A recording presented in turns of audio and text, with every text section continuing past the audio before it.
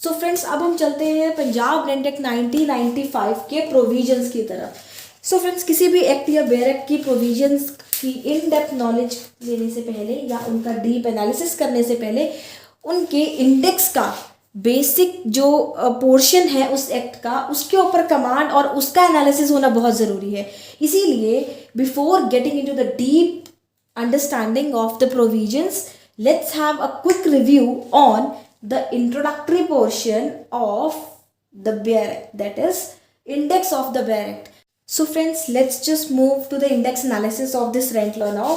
So for index analysis, what we need to do is we just need to see the chapter and how many sections are been covered in that concerned chapter and what are the major points that have been discussed in this chapter. तो सबसे पहले तो जो chapter है that is chapter number 1 talks about the preliminary portion और इसमें section number 2 to 5 जो है वो कवर्ड है।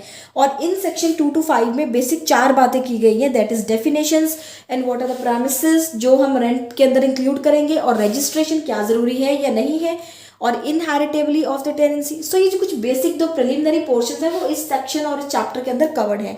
Then comes chapter number 2 that is rent. Section 6 to 16 जो है वो चैप्टर नंबर 2 की बात करते हैं, जिसमें हम रेंट के बारे में बात करेंगे। रेंट के बारे में बात करेंगे मतलब रेंट कितना पे करना है, किसे पे करना है, कैसे पे करना है, इन सब की बातें जो है चैप्टर नंबर 2 में होगी। Then comes chapter number 3। Chapter number 3 बात करता है रिपेयर्स की। उसमें कवर्ड है section number 17 to section number 19। Section number 17 to 19 जो है वो हमें बोल रहा है कि भाई जो रिपेयर है वो किसकी ड्यूटी है, कौन से रिपेयर्स कौन करेगा। ड्यूटीज जो है वो कवर्ड है इन रिपेयर वाले पोर्शन में।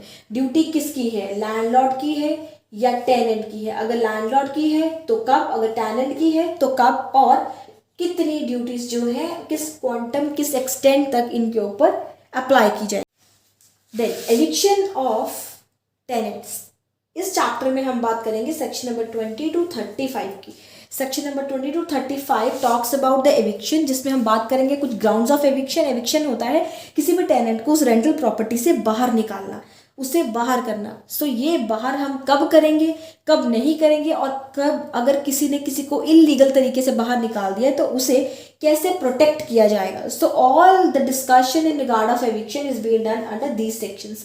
देन अब कोई डिस्प्यूट है, वो जाएगा तो किसी अथॉरिटीज़ के पास, तो वो कौन सी अथॉरिटी के पास जाएगा, ये बात कर रहे हैं चैप्टर नंबर 5 में, दैट इज रेंटल अथॉरिटी। सबसे पहले जो फर्स्ट इंस्टांस पे जो डिस्प्यूट है that will move to rental authority. और रेंटल अथॉरिटी कैसे बनेगी, कौन बनाएगा, कौन इसका मेंबर होगा, who will run this authority, इन सब की डिस्कशन जो है वो सेक्शन नंबर 36 to 38 में की गई है। Then in case you are not satisfied with the decisions and the proceeding of rent authority, then what we can do, we can make an appeal also। हम appeal भी डाल सकते हैं उस चीज़ की। So where to file appeal, that's a rent tribunal। when you guys are not satisfied with the rental authorities, then you can move to the rent tribunals। So what are rent tribunals, who can run this tribunal, who are being qualified for this rent tribunal, and who will be the presiding officer, how they will function, what will be the jurisdiction, what will their powers, what will their duties। so rent tribunal की जितनी भी discussion है that is being done under section 39 to 66। so then comes penalties। penalties are being covered under section 67। section number 67 में हम ये बात करेंगे कि भाई जो हमने ड्यूटीज़ के बारे में अभी डिस्कस किया सेक्शन नंबर 17 to 19 की, अगर कोई भी पार्टी दैट इज लैंडलॉर्ड और tenant, if either party makes any default or if they contravenes to any provision of this rent law, तो he will be liable to the penalties। उसके ऊपर वो penalties जो है अप्लाई कर दी जाएंगी। So this was all about the index analysis, जिसमें हमने डिस्कस किया कि भाई 7 चैप्टर्स जो मेन हमने कवर करने हैं। एंड गाइस चैप्टर नंबर 8 जो है it talks about the miscellaneous provisions. So these are the miscellaneous provisions, ठीक है। Various kind of provisions are being covered under this 8th chapter, and 8th chapter involves section number 68 to 75। Okay, so section number 68 to 75 जो है, total 75 sections थे, हमने अभी बात की before पिछले लेक्चर में। और उसमें जो 75 सेक्शंस हमने जो कवर किए हैं वो आधे मिसलेनियस में आ जाते हैं। So now just have a quick review of the entire discussion, that is chapters. Chapter 1 talks about the preliminary portion, and chapter 2 talks about some rental disputes, that how much the rent need to pay, to whom is to be paid, and how it is to be paid.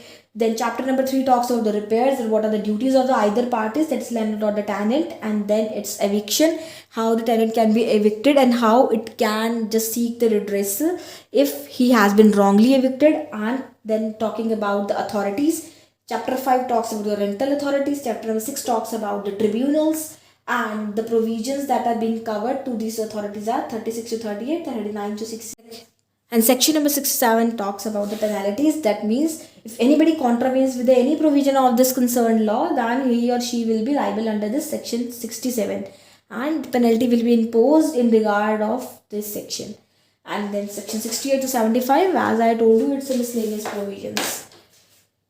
So friend this was index analysis. अगर आपको index analysis अच्छे से समझ आ गया तो trust me, आपको किसी भी एक्ट या बेयर एक्ट का एनालिसिस और पोस्टमार्टम करना आ जाएगा, और आपका उस एक्ट और उस लॉ के ऊपर एक अच्छा कमांड बन जाएगा. और जब आपका एक इंडेक्स में अच्छा कमांड बन जाता है तो उसकी जो प्रोविजंस है आपको बहुत ईजी लगेंगी और आपको बहुत ज़्यादा फेमिलियर लगने लगेंगी. So I hope this lecture was helpful to you.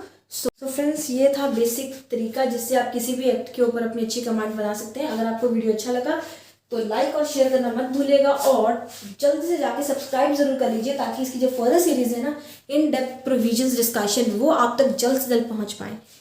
So friends, thank you and keep watching law addiction.